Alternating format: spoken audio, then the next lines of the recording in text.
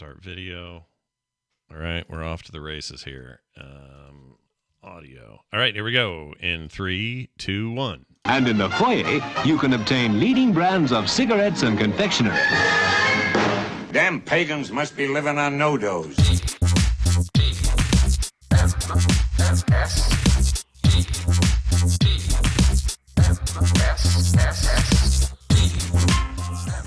I'll gladly pay you Tuesday for a hamburger today. This is the morning stream.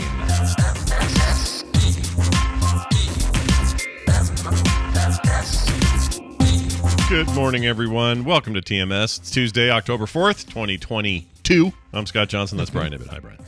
Hi, Scott. Oh, man. We had a 3-year-old at the house all night, and he's all nervous because he's going to have a sister in a couple hours. Oh, is he excited? Yeah. I mean, he doesn't even know. He has no idea how his life is about to change. No, he has has no idea. Brother. He just knows it's exciting and that there's, talk of what's going on, and he's been, talking about this thing that's in his mom's gut for, the last 7 to 8 months, and now it's time, and he's just sort of having fun here. He's just chilling, watching Bluey wearing his Spider-Man jammies.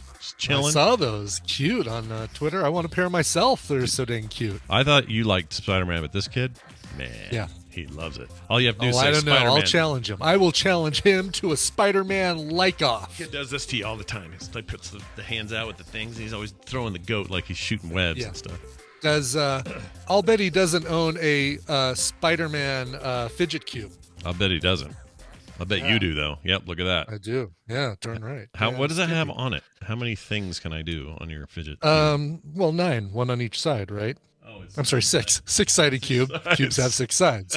That's a Actually, D9. take that back. No, because there are multiple things on a couple of these sides. Like this side has spinny knobs and a rolly ball. Yeah. This one has 5 different levels of push. Like one's clicky. Oh, yeah. But then some of them are squishy. One of them's kind of clicky. Cherry switches versus brown switches. Ah, gotcha. So actually, my 9 might have been pretty close to. You might have been much closer. Accurate. It's like a 12-sided fidget cube. His head spins. Ooh. Oh, nice. Do his eyes do anything if I fiddle with those? No. Okay. No. So, all right. Well, don't fiddle with a Superman. light switch. Actually, this probably has more than 9 because if you count each of these 5 buttons as different things because they're different levels of clickiness, then golly, this thing has a lot. Golly, look, people like it when I say golly on this show. They sure do. Holy cow, they like that one too. No, it's like you're a throwback to our parents' generation when you talk. That's like right. That. Yeah. I love it. Golly, what are we doing here? What a bunch of malarkey. Well, it's good I played Colonel Potter at the beginning because he does that as well. Yes, it's very, very appropriate. You're in good company. All right, so here's the deal. Yes. This is as I understand it. Here's my medical understanding. Okay. Taylor goes in. They, they smack her belly around a little bit, just whack, whack, whack with like a stick or something. Okay. And then they say, all right, get up on the treadmill and give us a 45-minute. And then she'll do that. And then after that, they make her eat an entire lasagna, a whole lasagna.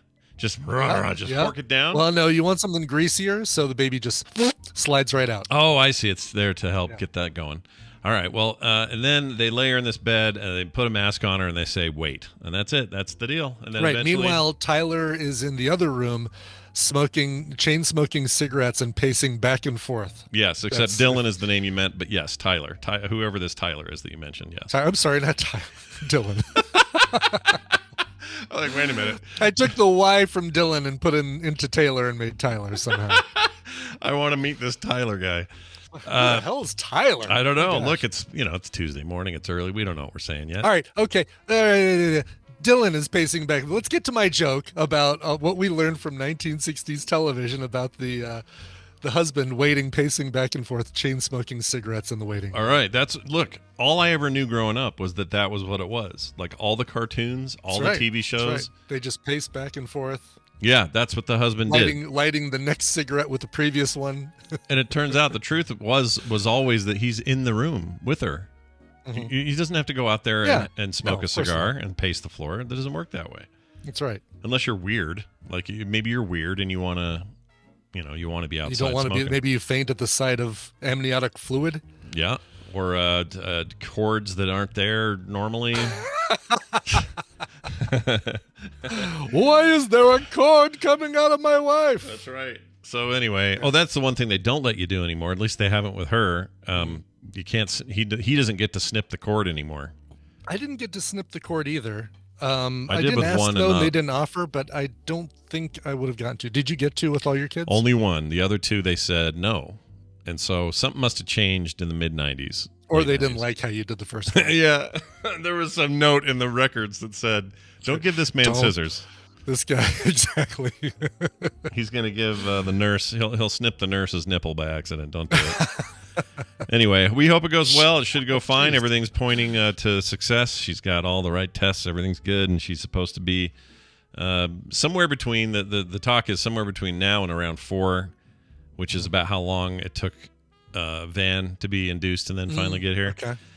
And then we'll know. Cool. And then we got it. And then we're gonna. So the plan is we FaceTime him first, or FaceTime them, because they don't want us at the hospital. Mainly because it's still weird at hospitals with masks and stuff. With babies, you can't. They still won't let you go in there like they used to. It's not quite the same as it used to be. Sure. And so until they change, however that works, it'll be whatever it is. So what they're gonna do is they're gonna have the baby FaceTime us. We'll get to see the little thing, the lizard form of the baby. Right. Yeah. And then later, they'll stay there tonight. Actually, I don't know how long they're staying there. We're just going to keep Van for as long as they need us to. And then when they're done, then we take Van over there to the house, meet the baby, get them all settled in, and then that's it. And then we're good. And then the job is complete. Then no more work at all. That's it. You're exactly. All the hard part is over, and it's just easy, smooth sailing. Nothing. Smooth sailing going forward. They went from zone to man defense, and they're gonna just deal with it. So anyway, it's all very exciting. I'll keep everybody informed. It may or may not affect when we have Play Retro today. If it ends up happening right around then, we might push it to Wednesday. That Play Retro, not the baby, and we'll let you know. Okay, so keep your eye on the prize. I got a thing to ask you. Almost forgot. It's not in our notes. Okay. Ask away, Scott. Had a dream about Vegas last night, and it's not a weird dream. It was just a common standard dream. But it was about Las Vegas, and there was a lot of Vegas things, lights, and just Vegas-y things going on. And it felt kind of like the 60s for some reason, so there's a lot of old cars, and yet it was the new strip. Anyway, didn't make sense. There was a hotel shaped like a weird spaceship on a stick. Yes, Spaceship on a Stick. Oh, it's my favorite. Yeah, that was a great one. It was a really good one. So, but I woke up with this question, and I wrote this down at 2:30 this morning because I wanted to ask you. Yes, all right, good. Because everything good happens at that time of day. I mean, I'll vet it in the morning and go, was this any good? Like sometimes, because I'll write like a comic joke for Fred and Can sometimes, and by the time morning comes around, I'm like, well, that was terrible. I'm not using that. That's a bad joke. So that didn't happen here. So here's your question. What would you do, Brian Ibbett, if you found a dead body in your hotel room in Las Vegas? Oh, okay, so I check in, immediately open the door, and oh my God, there's a dead body, or... No, here's how it would work. The next morning when I finally pull the shower curtain open, and it's like, Oh, that's even better. But let's say, okay, so the way I pictured it in my head was a little bit more like that 4 Rooms thing we watched. Oh God, with the stuffed in a mattress, basically. Yeah, so under the bed, mushed under the bed. Sex worker. Yes, exactly. Sex worker under the bed. And you don't know it's there until about 2 or 3 in the morning. You just kind of, it's like, something smells bad. What is this? I was going to say, like the kids in that segment of 4 Rooms, they're like, yeah. What smells? Is it my feet? No, it's not my feet. Is it her feet? No, it's not her feet. And chat room's already trying to jump on this and says, well, you call the cops. Duh. No, I know that. What I'm saying is, what is your initial reaction? Like when you see it, what do you do? I would go, blah! And then, actually, I figured out through a Lyft ride yesterday that my gut reaction, not thought out response to something is saying, F me, like, but I say the actual word. Sure. F me. Oh yeah, right. It's like, Okay. Oh, fuck me, right? Yeah. And I found this out because I was taking this kid Darius to Union Station, and was looking at the lift map, and it said, all right, I mean, it looks like I'm turning at the next intersection, turning right. I turn right. I see, instead of a yellow line dividing the road, I see nothing but white lines, white striped lines, or dashed lines, and a car coming towards me. And I immediately go, F me, and I do a little U-turn, and I'm back on the road. So apparently I was about to take him down a one-way street going the wrong way. Oh, and he was in the car with you when you said F. He was in the car with me. Okay. And got him to Union Station, and the dude still gave me a $5 tip. Nice. Handed me, like, it wasn't like he just absentmindedly put it in the app. He actually physically handed me a $5 bill. Yeah. So. Well, he didn't want to actually F you, just wanted to give you some money. No, I'm pretty sure he did not. No. Yes. Well, that's okay. So now, so you kind of know what your initial will be. Yeah, that would be the first thing I'd say when I discover a dead person in the hotel room. Yeah.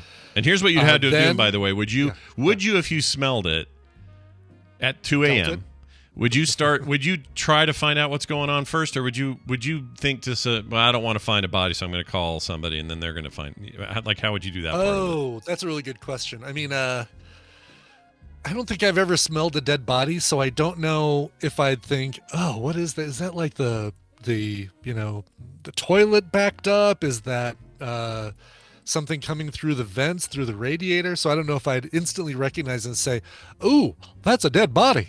Yeah. Do something about it. I feel like I'd be the same. I think I wouldn't know right away.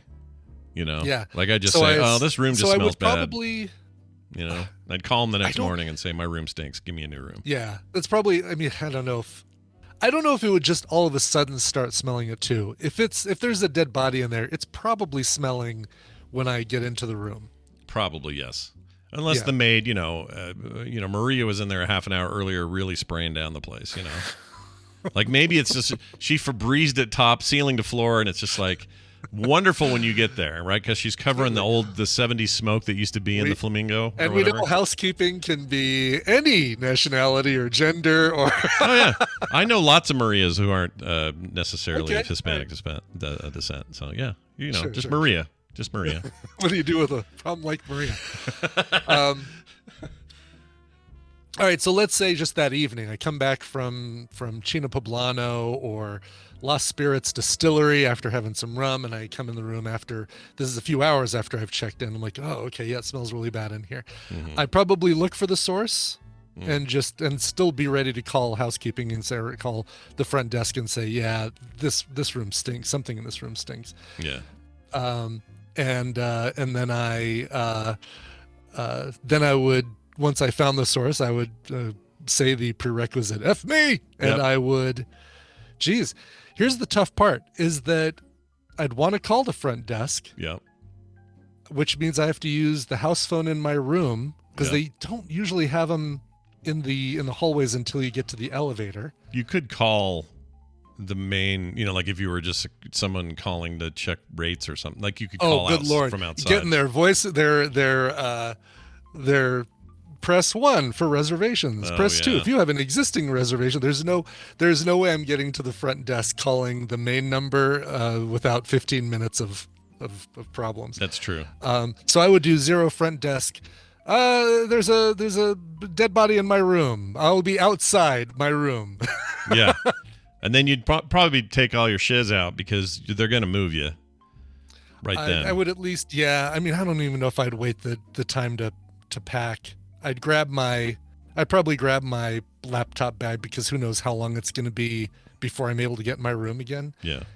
But you don't want to be in there again, right? Like you'd want to be the F out No. of there. Oh, hell no. Yeah, no. Yeah. I'd move me to a new room for Pete's sake. Yeah. Absolutely. Like almost a different floor, almost a different hotel. Like if it's MGM Group, just moving to one of your other hotels is what I would say. No, I'd be fine with a different room, even in the same hotel.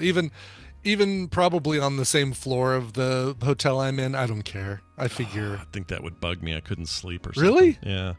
I don't know why. Why? You think the ghost of... No. It's just something about being there. It's like owning a car where somebody got shot in the head or something. Like, I remember when I told you about that car my dad had where the bullet was still rattling with around the bullet holes door. and stuff. Yeah. Had blood all in the caked into the chair when he got it, and he got such this amazing deal on it. And he was like, "It was such a good deal, Scott. You know, you could buy it from me.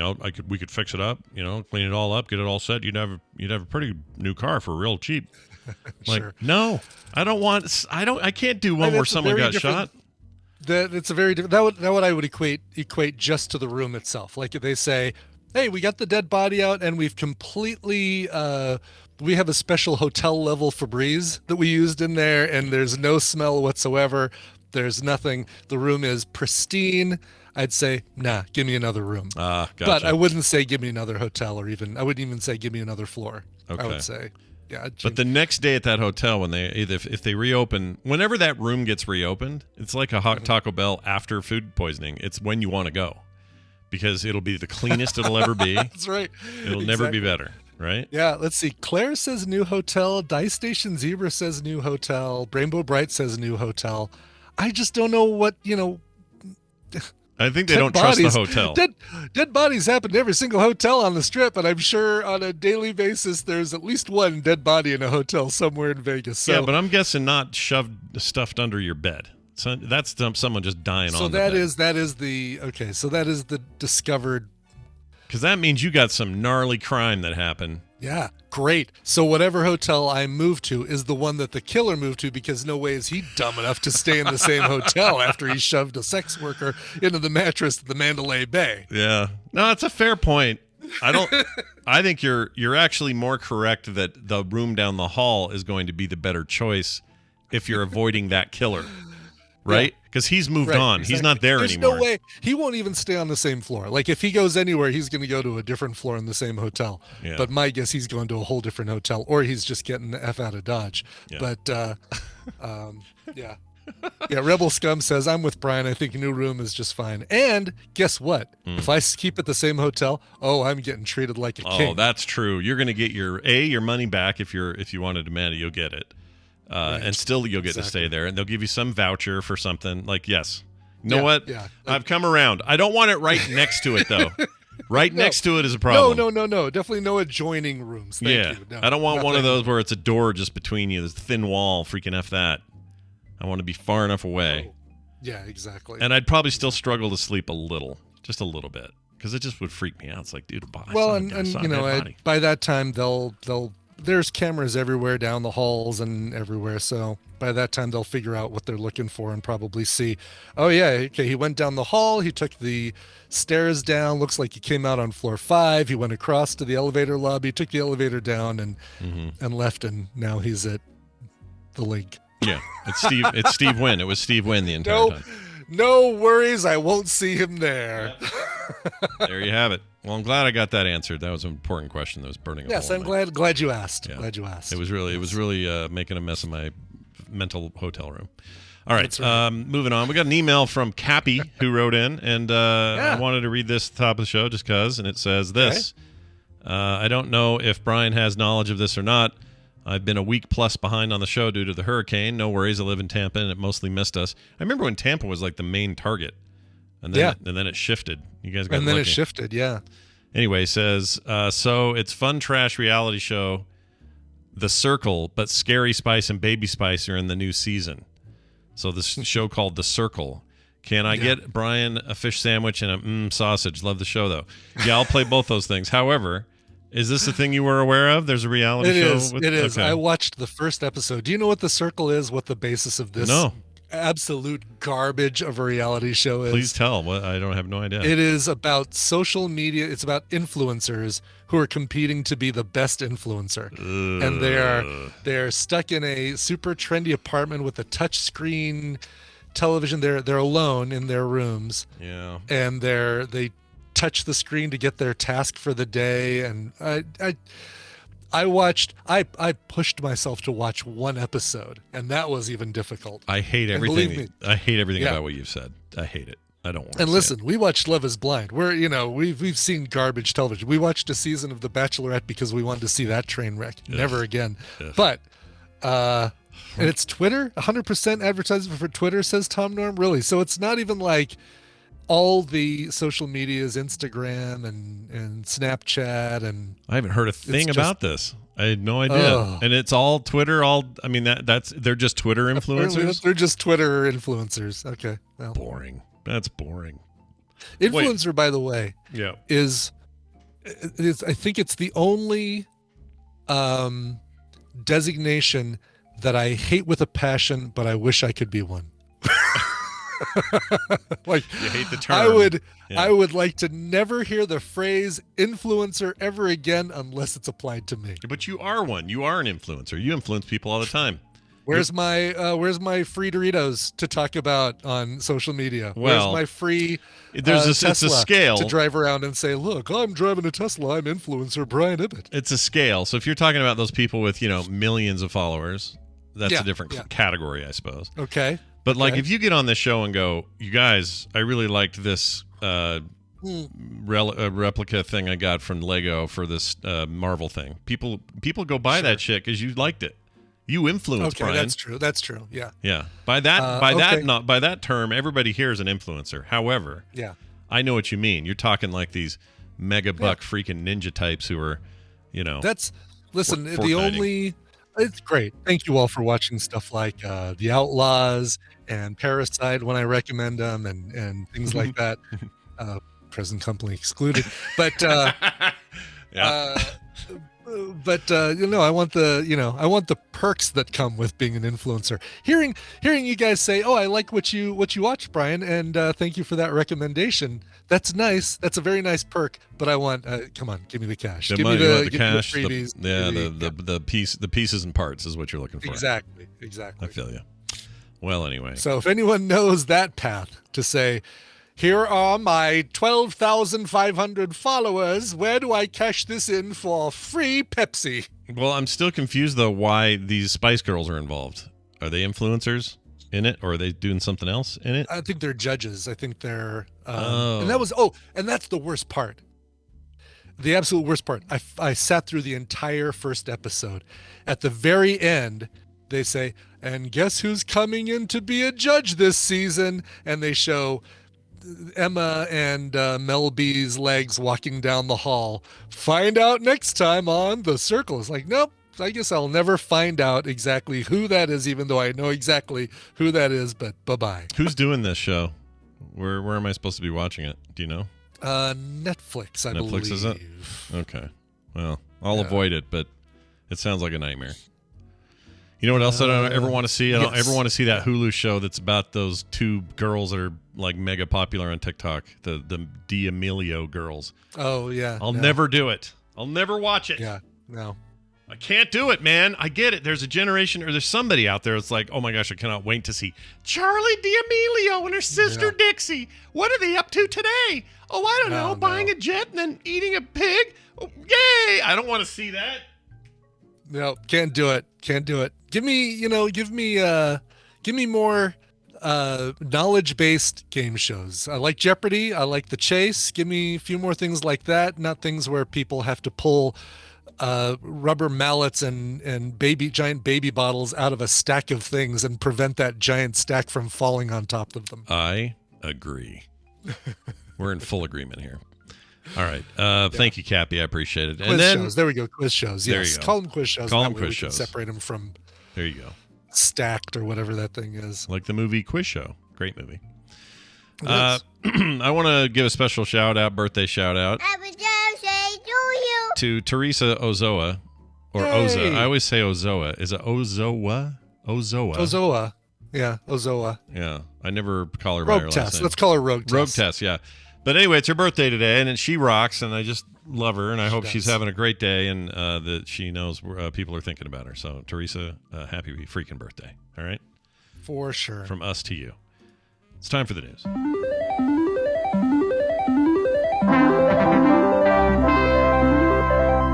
It's the news, and it's brought to you by...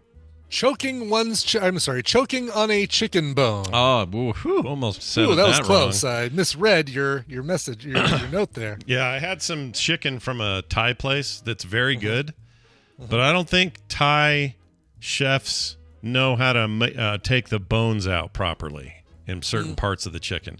Like there's certain I don't know what you don't even know what these are called. There's like a bundle of bones in certain parts of near the thigh and where it connects to the whatever. Yeah, like that long, skinny, thin bone that always seems to get forgotten. Always forget it, and then it's tiny and it shatters, and you get it stuck in your throat, and it's awful if you eat it. That happened to me yesterday. Thanks a lot, Thai chicken bones. They need to take the time. We know you're producing a lot of meals, for a lot of different people all at once, but take the time and get the bones out. Yeah, get the bones out. That's what I say. Check this out. Here's a story about Spam. Speaking of boneless meat, or I'm sorry, meat with tiny specks of bone in it. Tiny bones, which is exactly what Spam is. You can always see it. You open it up and you see little white dots. You're like, it is like more cartilage. Yeah, held together by a meat paste. Yeah. No, thanks. It's not good. Anyway, apparently it's become very cool again. So Brian, maybe this will sway you. I don't know. Probably not. The 85-year-old canned block of meat has undergone a cultural reinvention. Hormel, traded on the stock market as HRL. I'm glad they told us that, so I know where to go. Exactly. There's 5 people out there furiously writing down that stock code so that they can. Can't wait to get my sell all my IBM and buy Hormel. They sold a record amount of Spam for 7 straight years. 2022 is on pace for such another milestone. This will be the biggest year in Spam sales. The conglomerate behind Skippy and Genio Turkey. Genio? I don't know why I said Genie. Genio Turkey. Never heard of that. Never heard of Genio Turkey. Is that a thing? Really? That's a very common. What you got there? Some Genio Turkey you've got there?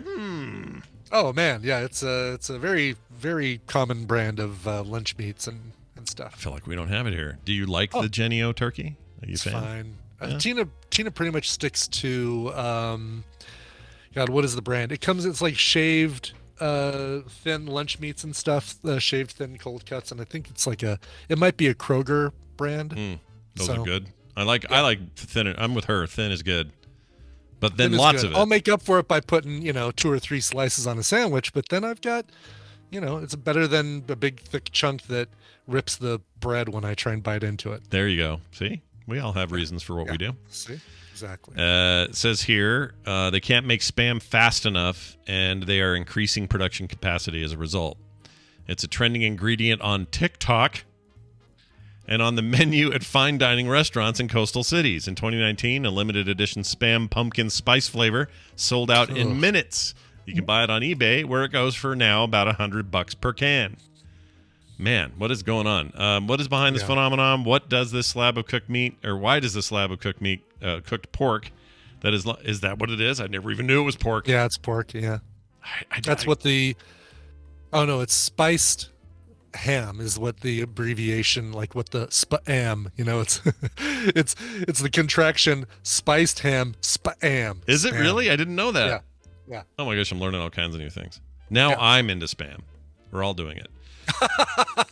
Anyway, excellent. It says, why does this long cooked pork thing, why has it been stigmatized as the fake meat, linked to wartime rations, and hilariously spoofed on Monty Python, now have cachet with foodies? The popularity in Hawaiian, Asian, and Pacific Island cuisine has influenced the growth in the United States. That's true. Like post-World War II or during World War II, we flooded that place with this cheap, easy-to-manufacture meat product. Yeah. And then they took it and made it into like a cultural phenomenon. Now there's like all sorts of crazy dishes and stuff. I mean, I know you don't want to eat any Spam, but in what condition would you, under what conditions would you eat Spam? Like if let's say I was a Pacific Islander and I came to you and said, Brian, my family for 100 years has had this amazing Spam recipe. You have to have it. It will change your life. Would you do it?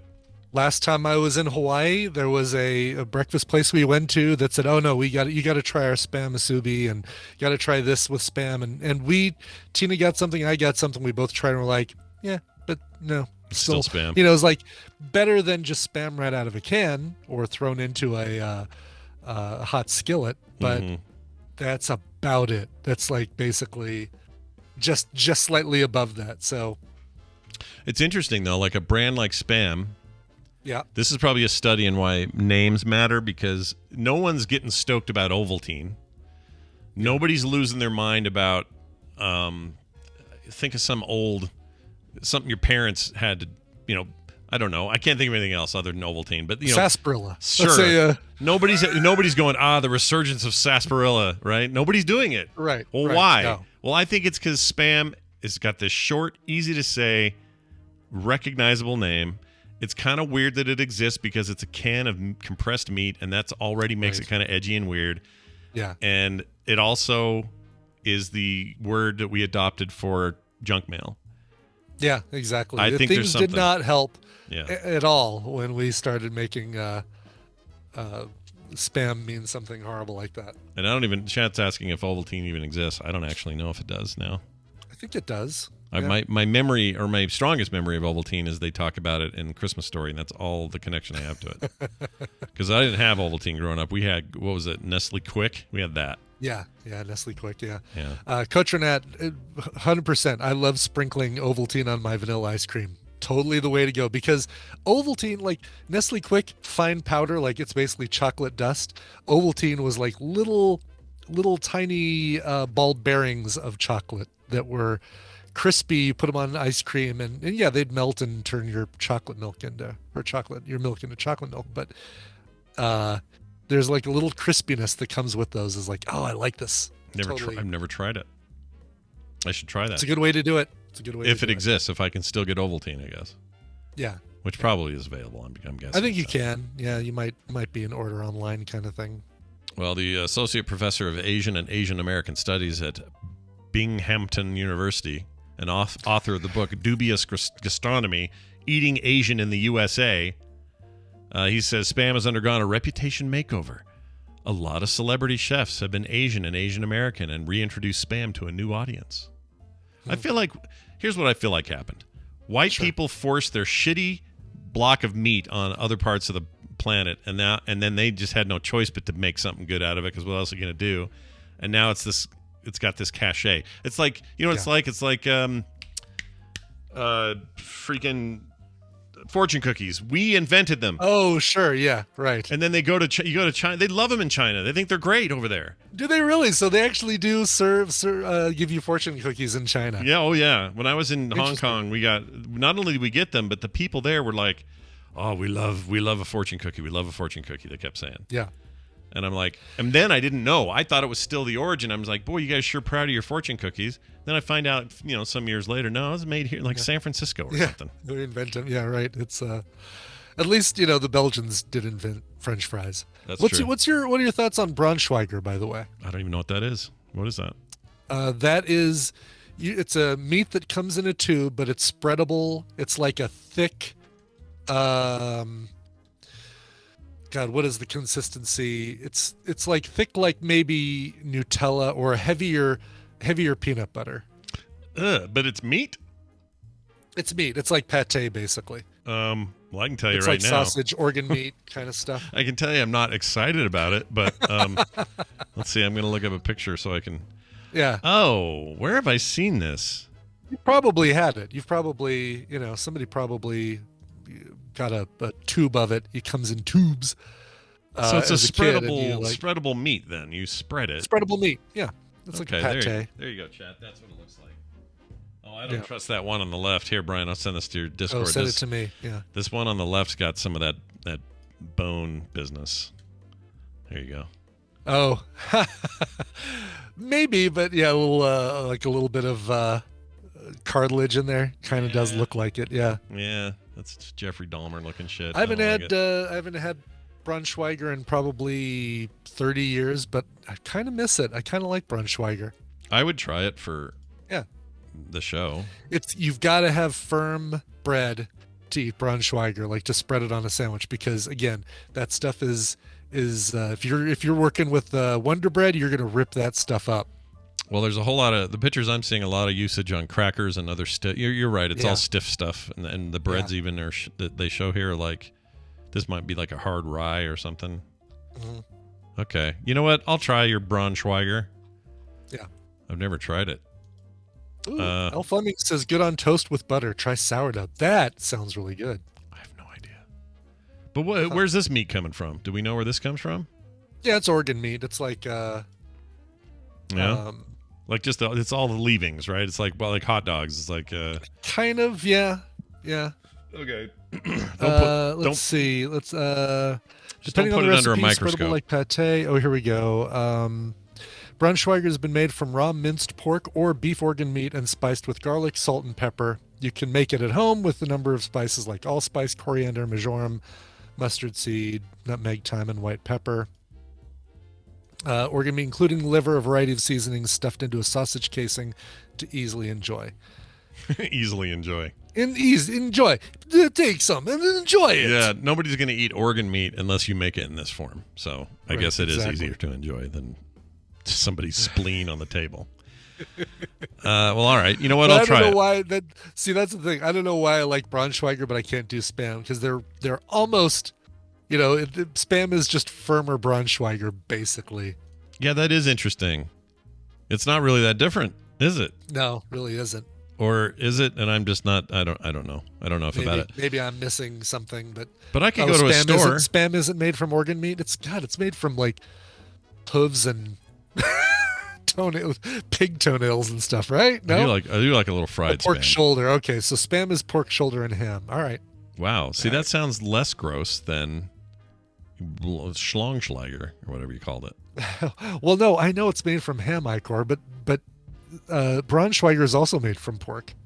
It's just not pork shoulder. Yeah, it's pork penis and pork foot and pork Right. intestines. Yeah. There's some beef Braunschweiger, but it looks like it was pork as one of the common ingredients. Well, I may grab Anyway. I may grab a tube and talk about it later on the show. Grab maybe. a tube and talk about it. Yeah. Okay. You know what? I'm going to do it. I'm going down to Sprouts today. I'm going to say, point me in the direction of your Schlongsleiger or whatever it's called. Braunschweiger. And they're going to go, hey, right over here, buddy. And I'll grab me a big old hunk of it that looks like, cookie dough, one of those cookie dough tubes Yeah, full of that's meat. exactly what it looks like. Yeah. Yeah. Bring that home. Smear that on something. Sure. Good. Sure. And if you're getting it Sprouts, it'll probably be really good. Yeah, I like Sprouts. They're awesome over there. They take good care of Spam us. fried rice, diced tomato. Do you have a recipe? Yeah. Because I would try Spam fried rice. Link it in the chat if you do. I just Googled Spam friend rice because I put an N in there for some reason. Oh, you don't want to friend. spam your friend and then throw rice Spam at friend them. with rice. Yeah. You can spam rice. All right. Well, while we look that up, here's a story Sure. for you. Hurricane Ian, the one that just ripped through Florida and did some real damage. They're still reeling from that. The power just came back on in Florida from what I heard this morning, or from the parts of Florida that had the power out. How are they doing in Puerto Rico? Still everything off, I'm guessing. We're never. We'll toss them a few rolls of paper towels. They'll be fine. They'll be fine. That's all they need, right? Just some all they paper need, towels. just somebody to go down there and toss them a few rolls of paper towels. Great. Well, anyway, there's a video of a street shark. Street shark. Yep. It's a dark There's a video fish. game, right? No, what was? Street. Oh, you're thinking of sewer shark. Maybe I'm thinking of Sewer Shark. Yeah. Is I there a love- cartoon called Street Shark? I know I've seen Street Shark somewhere. Oh, maybe. Could be. So right there in front, you can see this video, chat. This guy's a horrible film person, but you can see that. Look at that. It's some kind of big fish. Now, if it's not a shark, who knows? It's got some kind of protruding fin. It looks sharkish.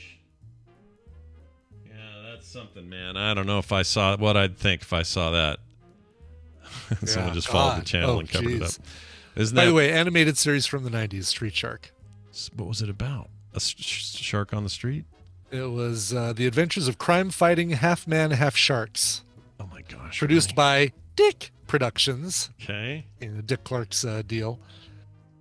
I'm looking right Line of now. action figures by Mattel. Street sharks. I've never Oh, yeah, heard that of definitely this. is a shark going down the street. In that It does video, look by like the it, way. right?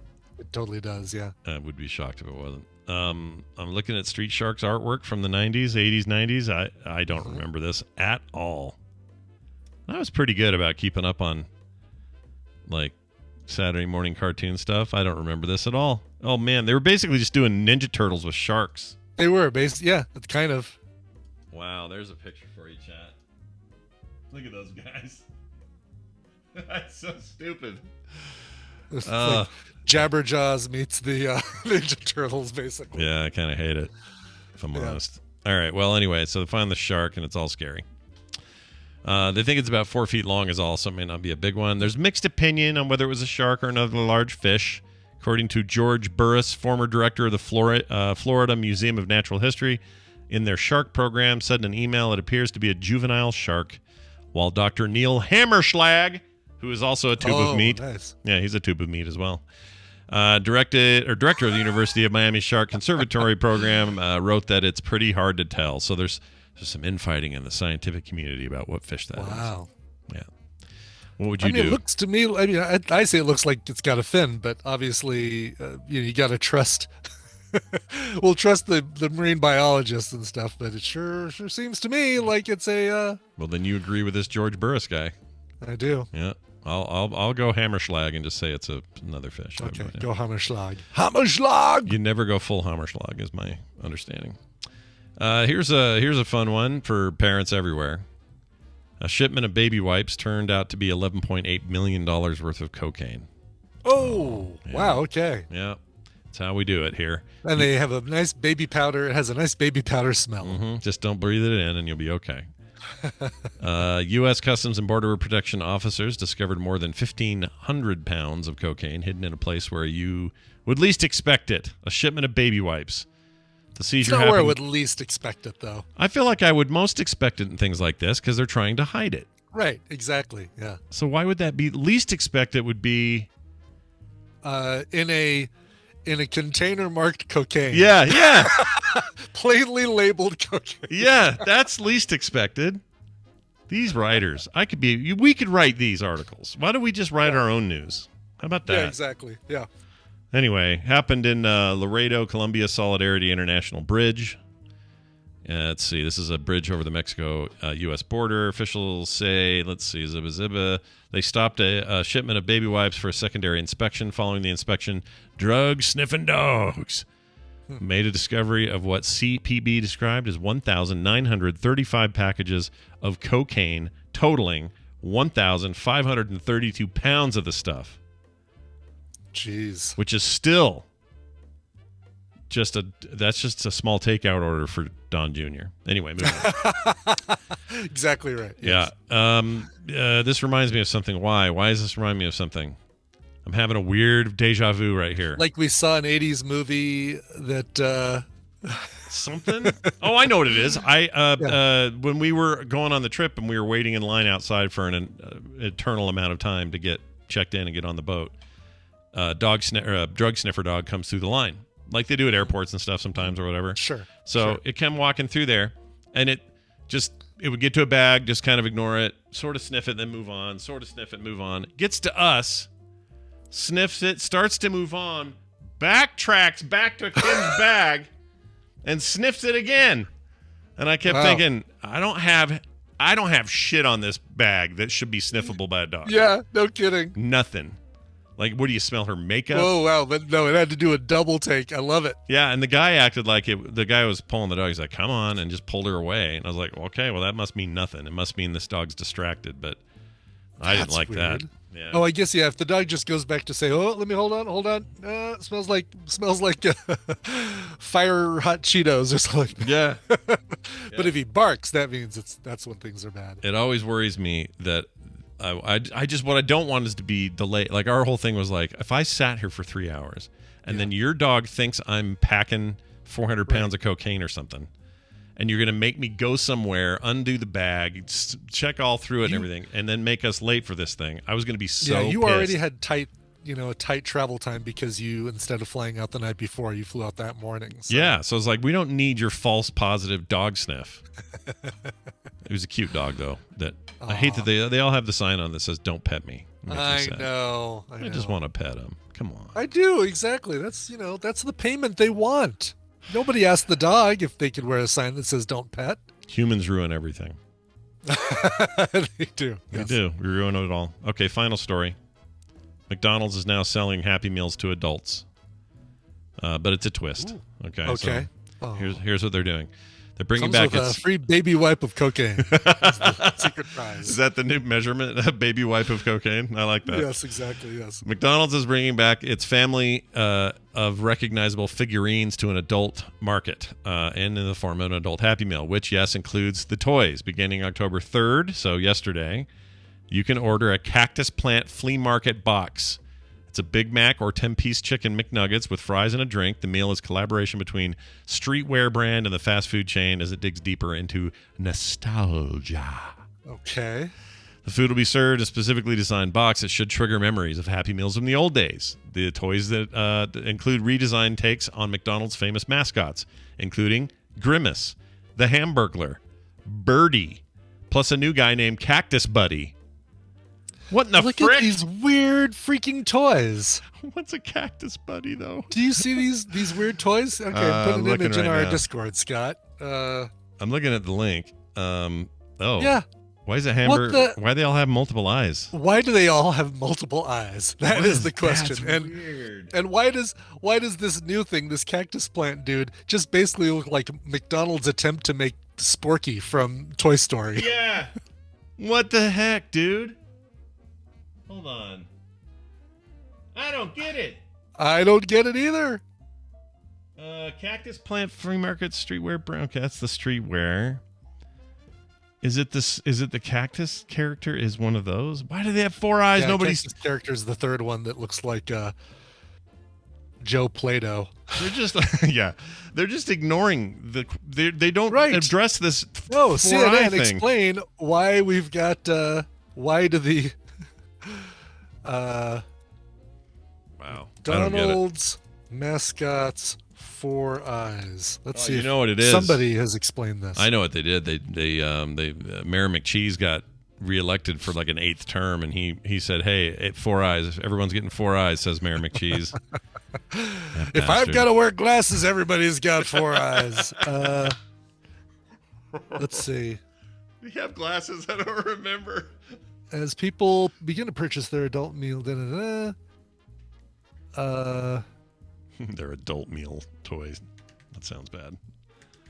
The brand is known for their offbeat designs, and one of their signature elements has long been a face with 4 eyes. The company has previously produced bracelets and T-shirts that feature a yellow smiley face with 2 sets of eyes. This is the Cactus Plant Flea Market brand is the deal. Oh, okay. I've never heard of Cactus Plant Free Market. I haven't either. I mean, they're the streetwear people. Flea market, not free market. Yeah, they're the streetwear thing that are doing this with them. Yeah, like working with them on this, I think. But I don't know why this Cactus Pete and everyone has 4 eyes. That still doesn't explain it. Yeah, I don't get it. There's nothing nostalgic about. I didn't grow up as a kid going Grimace and his 4 eyes. That never happened. Right? No. Hamburglar did not have 4 freaking eyes. I call BS on all this. Yeah, and Grimace is basically a butt plug, right? Can we Yeah. just all agree that Grimace toy is going to be, that's what it's going to be used for? We kind of know. Oh yeah, right? yeah. Grimace, he's ribbed for your pleasure, Brian. Those 4 eyes are going to see things that. That you'll have no nostalgia for, but you'll see them. That's right, exactly. Yes. All right. Well, that was fun. Let's do Is a it break. It's a $12 Happy Meal, whatnot? Yeah. I guess I don't know what value meals or combo meals at McDonald's go for these days anyway. So Well, I the don't kids know. ones I think are still in the $5 range, but I think this is Okay. this is all adult food, so it's a full Big Mac and all that. I mean, whatever. Everything's gone up too much. That I know for sure. Jeez. All right. Well, listen, if it wasn't Taco Tuesday, it is officially National Taco Day, and it fell on a Tuesday this year. I would do something for the fans, and I would go to McDonald's and get and see if I could specifically request the weird Cactus Buddy toy in my adult Happy Meal. You know, I might do this. I got to take Van somewhere for lunch. Maybe I'll do that. Oh, there you go.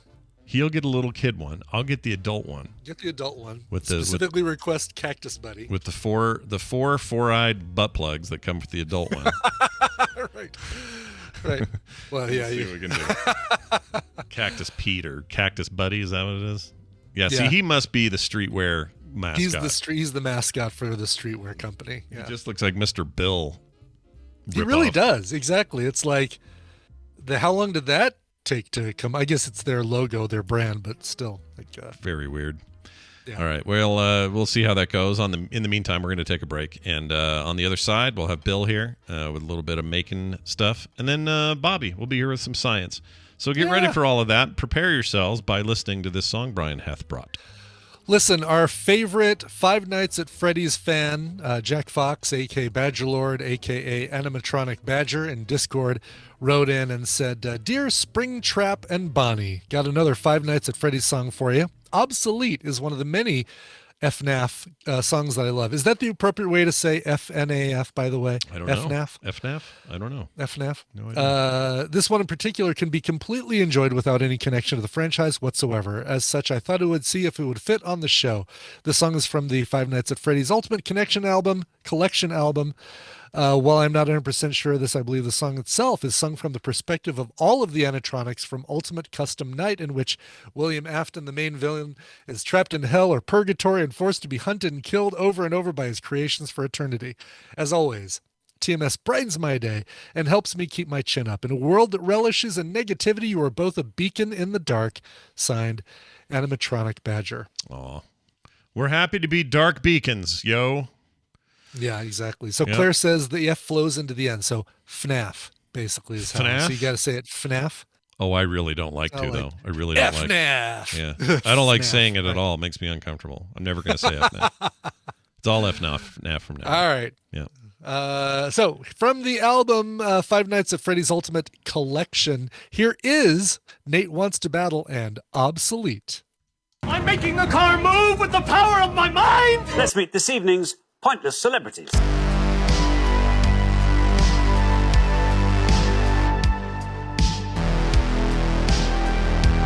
As Shakespeare said, "Shit happens."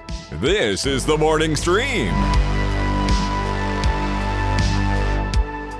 All right, we're back. Hey, who was that again? That again was Nate Wants to Battle in a song called Obsolete from the Five Nights at Freddy's Ultimate Collection. Nice. You know, somebody pointed out FNAF is a lot like SNES when you're talking about the Super Nintendo, so I Oh. kind of say you can't hate one without hating the other. Or spam, like we just talked about. Kind of. Yeah. Except spam at least is like those are natural letter sounds that go together. SNES and FNAF, not. They're you don't usually put an F and an N together. But is like FNAF a acronym or is initialism or something? Or is it just a What, name? FNAF? Yeah. Is it a that? Yeah, name? Five Nights at Freddy's. Oh, shit. I thought this was a character in Five Nights, and that's how stupid I am. I thought we were talking about... Because we went from Mayor McCheese and all these other characters to like...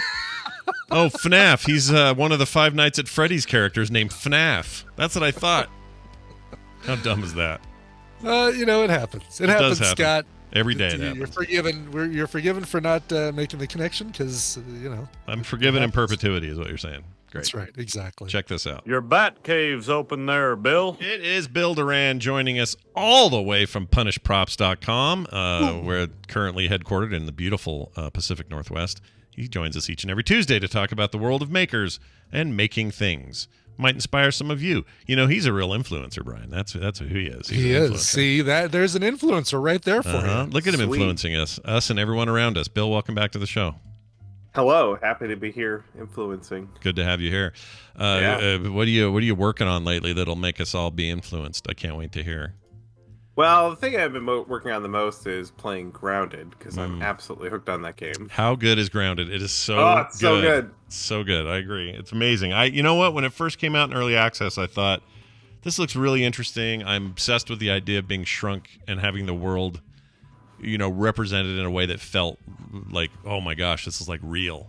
Like these blades of grass are like trees for me. I love that concept, but something about early access made me go, I'm just going to wait. I love Obsidian. Their games are great, but I'm going to wait. We'll see how this goes. And I'm not a huge lover of survival games, generally speaking. But for some reason, that 1.0 version of that game just nailed everything about that concept for me. Absolutely. It's so good. And you get to make stuff. Yep. Mm-hmm. Yep. And I'm guessing, really here's excited what I'm about it. guessing. I could be up in the night here, but I'm guessing at some point Bill makes one of those early tools you have to make an axe out of a Right, pebble. like the little pebblet axe. Yeah, pebblet, and then you use like it's basically just a sprig of grass that's not a full-grown stalk of grass with like some, I don't know, wrapped in leaves or whatever to make it hold together. It's this awesome, beautiful little thing, and I could see that hanging on your wall. That'd be awesome. Oh, definitely. Yeah. That's cool. Well, I'm glad you're playing that, dude. That's awesome. Mm-hmm. Any of that stuff inspiring you to I don't know. To make something new. Make something new. There's lots of things inspiring me. I have some stuff I want to make. The next project coming up is something I want to make from the game or the show Arcane. That's all I'm going to spill right now. Okay. But today I want to talk about 3D printing files. So many people are into 3D printing. I want to talk about what's available and where to get them, because there's a ton out there. Sure. We just finished up our Satisfactory build. The helmets were 3D printed, and I put the files for those on our website. We have a section on our website. I don't think I promote this enough. People go to punishprops.com. There's a free blueprint section, and there are patterns there for foam and stuff. There's also 3D printing files, quite a few of them, and again, they're all free. And lots of people do this. Lots of people have free files on their website to go download. We do have a couple of them for sale on our website. Some of the more challenging ones to make, my Blade Runner gun and my Vasha Stampede revolver are both for sale. But for the most part, most of our files are for free on our website, including those new helmets. Nice. It's so cool. Which were printed with a combination of FDM and resin. So some things work better, like those little discs and the detail little parts of it that work better in resin, especially if you're doing something semi-transparent. And then if you need, just these big bulky pieces that just need to crank out, then the FDM printer is just fine for that. Yeah. So I've had a pretty good chance to scour the internet to see what's available out there, and this is just a small list of the sort of 3D files you can get. Now, obviously, props and costumes are my jam. There are a lot of them out there. In fact, my brother built a full Iron Man suit, but the 3D files he used to print all the Iron Man armor pieces, those were purchased from someone. There's a guy that just makes Iron Man suits. I don't remember his name out there, but if you're looking for an Iron Man suit, there are several people who only 3D model Iron Man suits. You can find the exact marked Iron Man suit that you want. Is that I didn't realize that was such a cottage industry to do nothing, that there would be a room for just nothing but Iron Man suits. That seems crazy. Oh, yeah. Is that also true of stormtroopers and crap? Probably, right? Probably, yeah. Probably, yeah. If you want a specific thing and it's a big enough thing that a lot of people are into it, look out there. This particular guy, I think, does most of his 3D files on Patreon.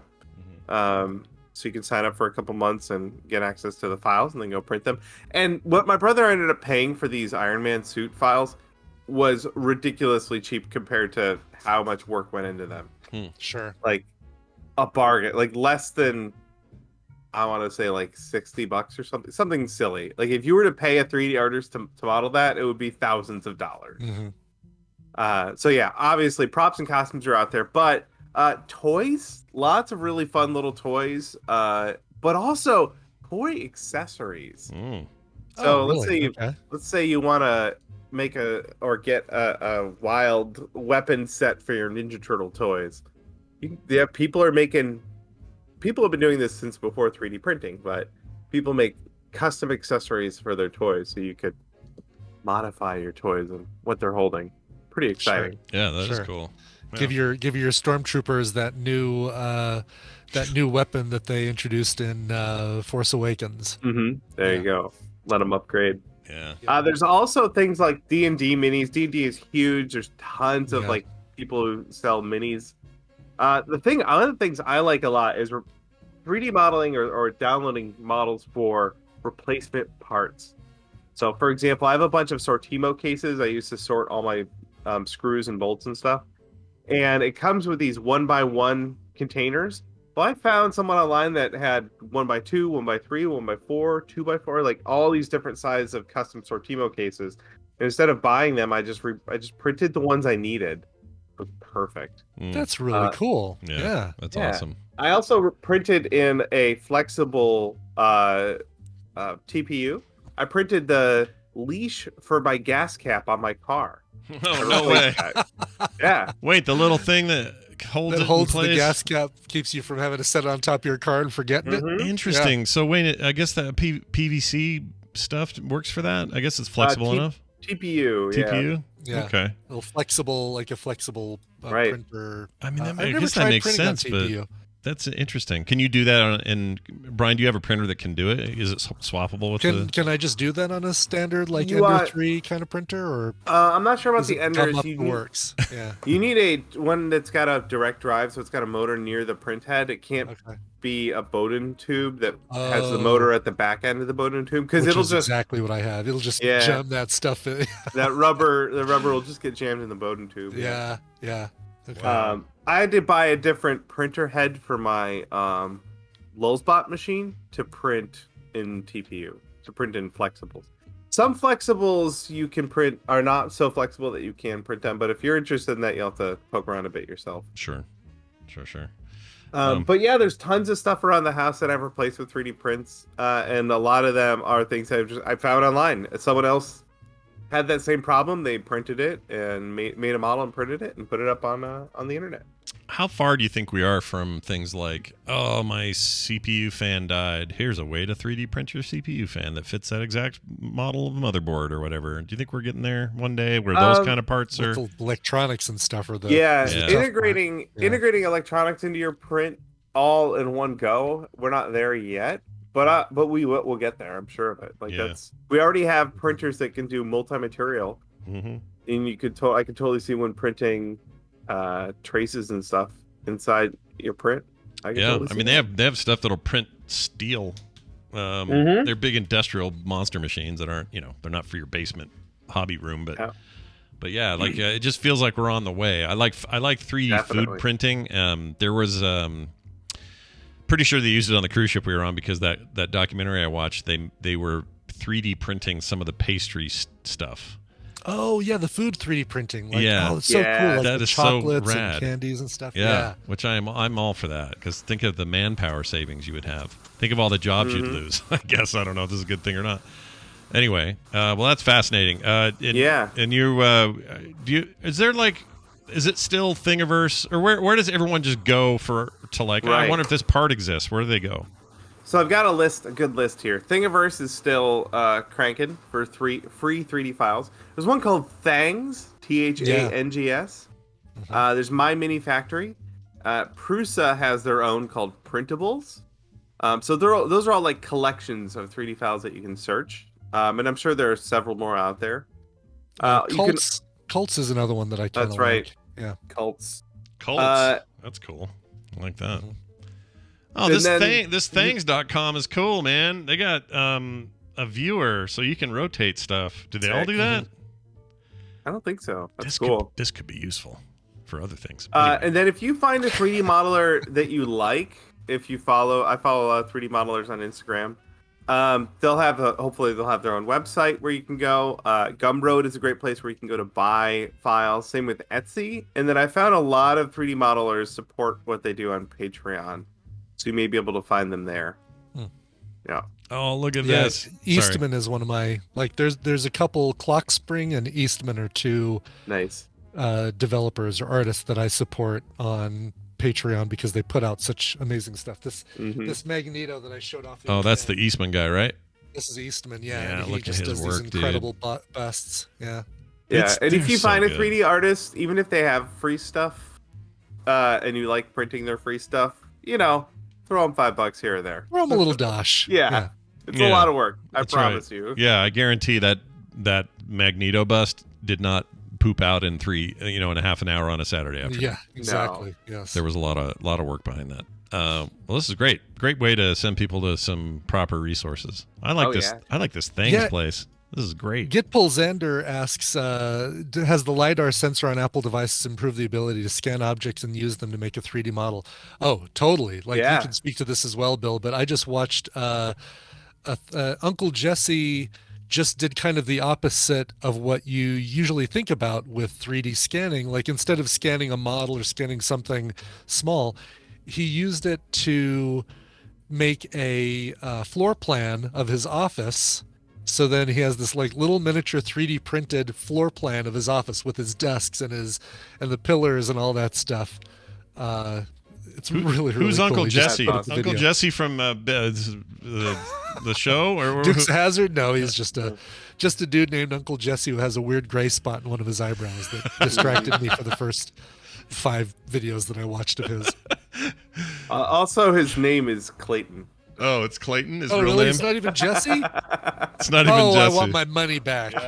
He's just a big He's a fan good of the. dude. He's a fan of the Duke boys. I get it. Yeah, exactly. It's totally fine. He could be called Boss Hog, and then we're in real trouble. And he laughs at everything that he talks about. I've just printed out this great Cyclops bust, and let me tell you, in resin, it just looks amazing. Oh, I love it. I love a guy who can laugh at his own jokes ridiculously with his eyebrow.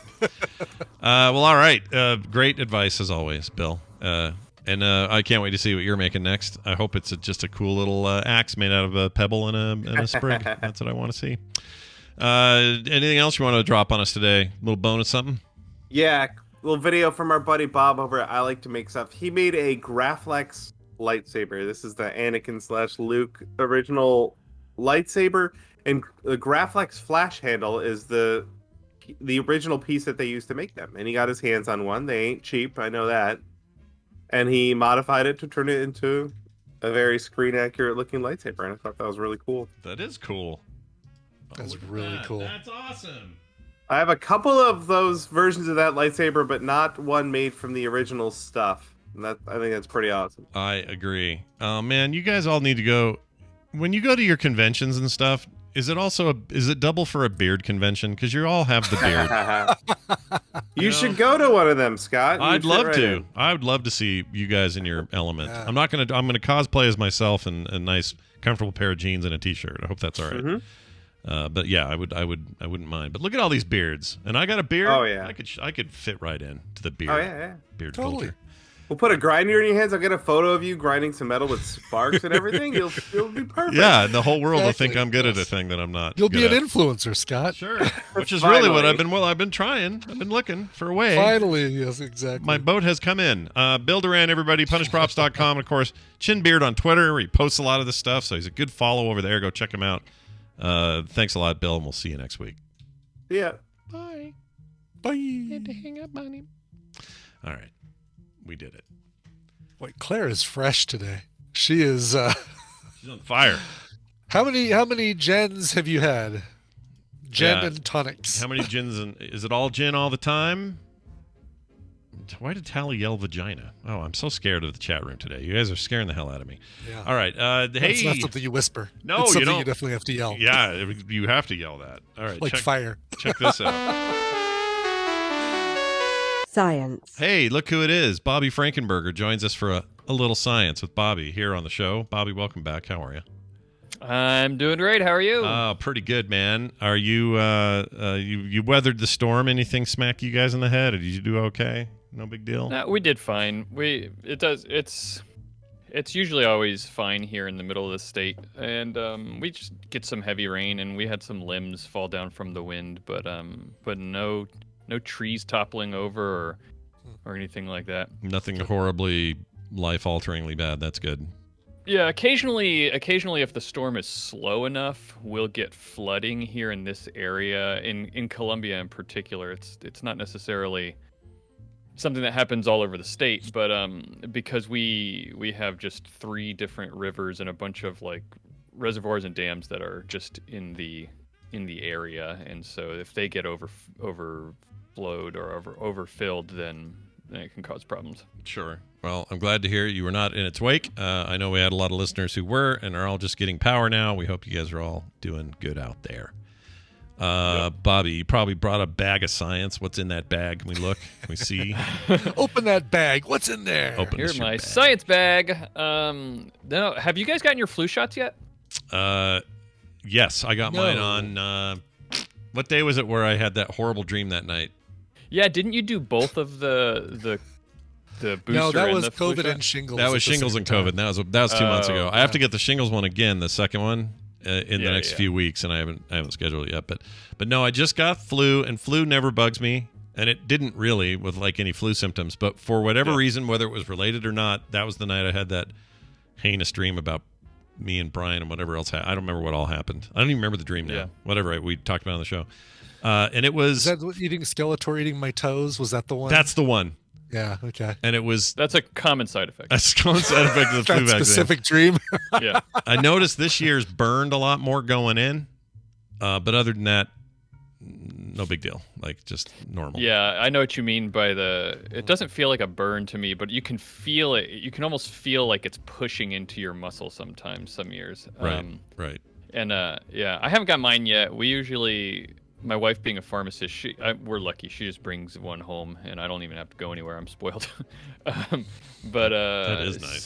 But I got sick right around the time that we would have had him, and you just don't want to do it at the same time, you know. No, recommend not doing that actually, if you can help it. Yeah.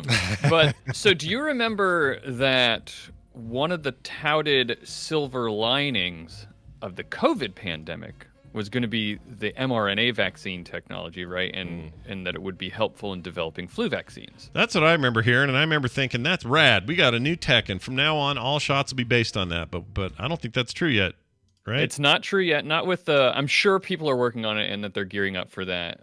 But I haven't heard anything about flu vaccine. Like, that's not what they're doing with the flu vaccine right now. But it does turn out that the COVID pandemic may have had a more direct positive influence on the flu. Influence on influenza. Was it all the careful? I like to laugh at my own jokes too. So, was it because everybody was masking more separated, less giant events, stuff like that? Just made it so it couldn't spread and therefore take hold or whatever, or what? Yeah, sort of. At least one of the strains, and that's what some research has found out, that they're saying that one of the 4 main flu strains has disappeared. Oh my gosh! Yeah.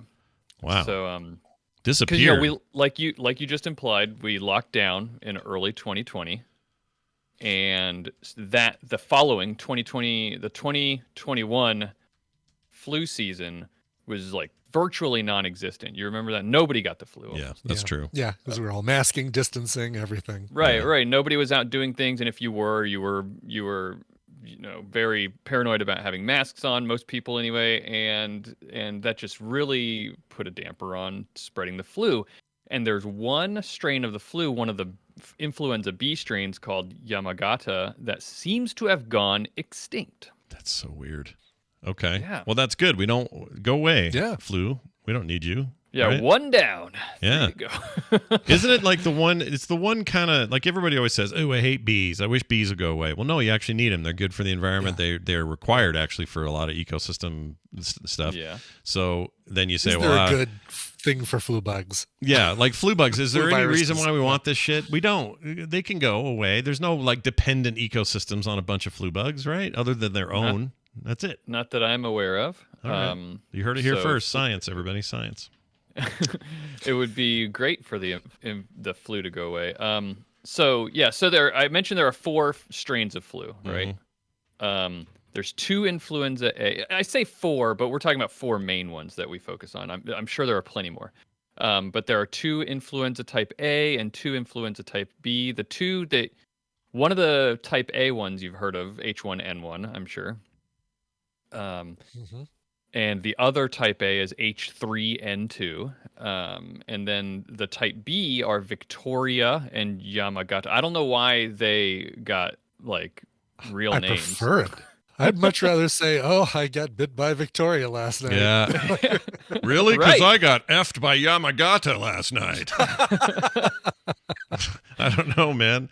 Like I heard the other day a good idea for like hurricane naming and stuff, that we should stop giving it regular people names and instead start calling it like Penis Ripper, Hurricane Penis Ripper.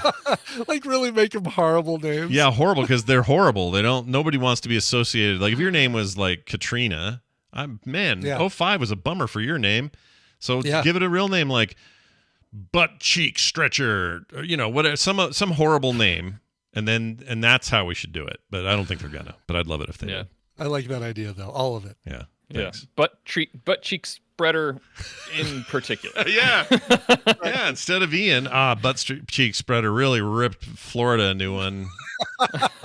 It sounds so much more appropriate, but it whatever. does, and it fits the thing instead of like. But Hi, Ian's like your Ian's like your barista at your favorite coffee shop. Like it's not a scary storm name. Yeah. Anyway. Sorry, I didn't mean to derail. Back to your Ian's the guy who tries and fails to make that leaf design every single time you order a half-calf latte. Bastard. burnt bean serving bastard. That's Sorry, really go ahead. It seems really hard. So vaccines happen to be they're what are called quadrivalent right now. So that means that quad meaning 4, they target all 4 of these vaccines or these strains of flu. Right? When you get the flu shot, the one you got, Scott, targeted all 4 of these strains of the flu. Oh, I didn't know that. I thought it was a single deal. That's interesting. Okay. Yeah, so they will. I think they make little modifications to it, because you have these 4 strains, but these are the larger strains. If you were to compare them to COVID, you would say that they're the what do we even call them? I don't even remember the terms anymore. There's Omega and Epsilon and whatever they're called nowadays. Yeah. And so. But within each of these, there's subtypes, but these 4 are the main ones that are focused on. They're in recent years, they're the ones that have been dominant. Sure. So the data shows that this is really interesting. So there are 2 big sources of data that were dug through to see what happened with the flu. One of them is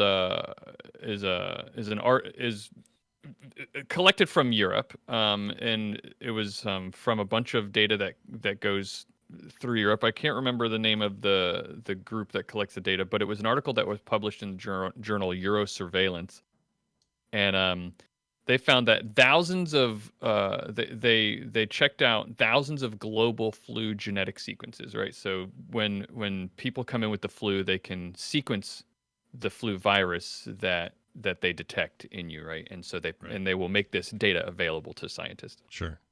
And they analyzed all the genetic sequences of thousands of flu viruses that were detected all globally, and they found not 0 of this Yamagata sequence since March 2020. They've been looking at all of that stuff since March 2020, and they haven't found it at all. Okay, interesting. And then in the FluNet data, which is the World Health Organization's data, they found 43 from China in 2021, and then 8 of them are spread out around 4 other countries in 2022. And by comparison, normally they find in 2018 there were 51,000 detected of this particular Yamagata sequence, and so going down to 8 is virtually gone. And they think that it's possible that those might not have even actually been detections of this particular flu virus. It might have been sensitivity from the sequencing. They might have found viral DNA because of from vaccines or leftover from previous years even. Interesting. So that's good. Yeah, these are gone. Seems good. It's going to make it easier for us to target vaccines, like less we can open it up to other strains or whatnot. But they have to figure all this out so that they know what they can target in the vaccines moving forward. So before we get too excited, we should. I mean, obviously, the notion that the seasonal illnesses, sure, yeah. Can actually go away in a relatively short amount of time. I mean, I guess what would be great is if we could figure out a way to have that happen and not need a 3-year pandemic with various levels of shutdown to do it. Yeah. So yeah, one important thing to know is that like the news here is not we found a way to get rid of the flu. This is more of like this is really interesting, and they're actually having to change the flu, and this is a result of COVID lockdowns and everything. Like we don't want to have another global pandemic in order to get rid of another strain of the flu, you know what I mean? Right. Like that's not a really viable way to do that. And scientists have been trying to deal with the flu for decades. Like this is not it's so that's the news. It's like, wow, scientists have been trying to figure out how to get rid of the flu for decades, and this got rid of one of them. Yeah. It's just more of a very interesting kind of thing. I agree. Well, I love this kind of stuff. It's progress, is how I see it. Sure, yeah. It's like I said, it's going to change how they target the vaccine. It's not going to change how they target it. I shouldn't say it that way. It's just interesting that they don't have to target all 4 of those main strains anymore. Right. They want to exclude this one now because there's no need to. It looks like there's no need to have to target it anymore. Sure. And when you say it looks like, that could just mean, I mean, obviously there's always more to learn, right? So we could find out next week. Oh, actually, we found it. Some guy in Seattle was hoarding it in his basement. Now the virus is out again. Right. Right. We don't know. I don't know a lot about whether the flu has animal vectors. Like, I don't know if it's transmitted through animals at all. So there could be some that are in animals or something like that. Like, it just takes time. If they continue to see that it's not there anymore, the longer we go without detecting it, the more confident we can be that it's gone. But like you said, it could be hiding out in some guy's basement somewhere. And the flu, the flu is very good at spreading. So it could just take 1 or 2 people to have it, and then they give it to somebody else. You know? Yeah. Well, it's super interesting stuff. Along with things like this, your show tends to cover all kinds of scientific topics, including news breaking sort of things. But sometimes it's just like, hey, you ever wonder why your boogers get dry in the drier climate? Well, here's why, or whatever. I'm not saying you should do that story. One? I'm not saying you should do that for sure. I'm just saying. I didn't know you had our. I didn't realize I shared you our list of upcoming topics. Yeah, I must have goofed and let it leak. But tell us what's coming up or what's happening this week. What are you doing over there? Just yesterday, we published an episode of All Around Science that is about renewable energy and something called the last 10% problem. So it's surprising. We've come a long way in trying to figure out how to transition to renewable energy, which is something that our country wants to do. We're moving in a direction to switch to renewable energy sources, clean energy sources, but in particular renewable, like solar and wind. And so in so doing, people have to figure out how to get there, right? And so we kind of know from all the planning, we know a clear path on how to get about 90% of the way there. And it's that last 10%, which becomes very prohibitively expensive and difficult to do, and they call that the last 10% problem. And so we talk about what that is, why it's a problem, why it exists, why it's so hard to solve, and what some potential solutions could be. Well, very interesting. If that sounds like your idea of a good time, then it's on the podcast and available all around science, wherever you get your shows. Hey, Bobby, it's been a pleasure having you on once again. I hope you have a great week. Thank you. Yeah. Stay out of the, I don't know, whatever you stay out of down there. Stay out of it. Stay out of the dry boogers. Stay out of the dry boogers. See you later. All right. There goes Bobby. And here we go to tell you people what's going on. Now, today, it's supposed to be Play Retro Day. It depends on when Taylor births. So if it doesn't happen today, it'll be tomorrow. We're just going to shift it today. No big deal. Sure. We'll let you know. Gotta be flexible with things like this. That's right. Trying to be flexible. There will be a new diary today because I had a conversation with a 3-year-old that I have to talk through. So we're going to do that today. Oh, I can't wait to hear that. That sounds like it's going to be cute. Yeah, that'll be a fun one. And then a reminder, because I'm terrible at self-promotion. We do it here on the show here and there, but I think I'm bad at it. I think I'm bad at self-promotion. Brian and I have talked about this before. Same. Yeah. He's bad at it. We don't like pimping ourselves, for lack of a more PC term.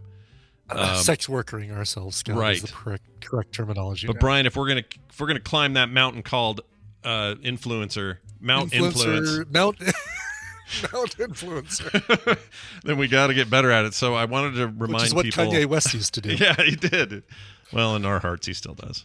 I want you guys to go to frogpants.club. It is a URL that'll take you straight to a newsletter that I put out on the regular, and I started against all my nervousness, I decided to start publishing chapters of a book I started. Whether it goes anywhere, I don't know, but it's up there and available to people. So if you are interested in that or a bunch of other stuff that may get posted here and there, I'm personally of the opinion that at the moment anyway, this resurgence of newsletters exists because we need alternatives to social media glut. Yeah. And so this lets you do more direct type stuff, and I'm happy to see it growing. It's awesome. Yeah, and it gives people more than just the blah. Here's a couple hundred characters. Take with it what you will. You get to kind of be more personal and give people more. I think it's such a great direction. It is really cool, and I hope, I don't know, it feels like the internet's just like swinging back a little and saying, hey, remember forums, remember, like Discord's getting used this way. Reddit is more like this. Pogs. Remember Pogs. Pogs are great. Anyway, check it out, frogpants.club if you want to join the Frog Pants newsletter club deal. All right, Brian, we got a brand new patron. Sure. Or no, we got a patron I wanted to mention that's old-timey. Oh, okay. Because we didn't get a new one overnight, so I want to mention old-timey patron. I want to mention an old one. His name is Michael. His name is Michael Farmer. And my understanding is he is in charge of farming all the Michaels. So good job. That's true. Yes, if he doesn't do it, no one will. Who will? If not him, who? The problem. Yeah. And if not now, when? Anyway, it's Michael Farmer. He's been around since 2014. Just wanted to give him a big thanks and a shout out. If you want to be like him, join us at patreon.com/TMS. There's no reason you can't join today. In fact, there's a million reasons too. Go read about them at patreon.com/TMS.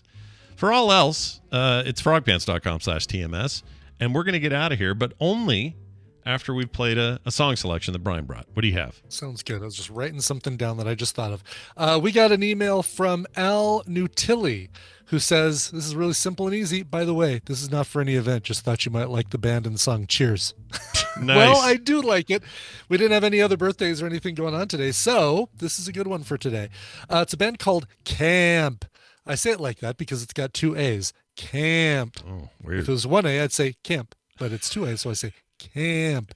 The name of the song is Square One. It's a single they released last year. It's a cover of a song by Tom Petty. Here is Camp. We'll see you guys tomorrow.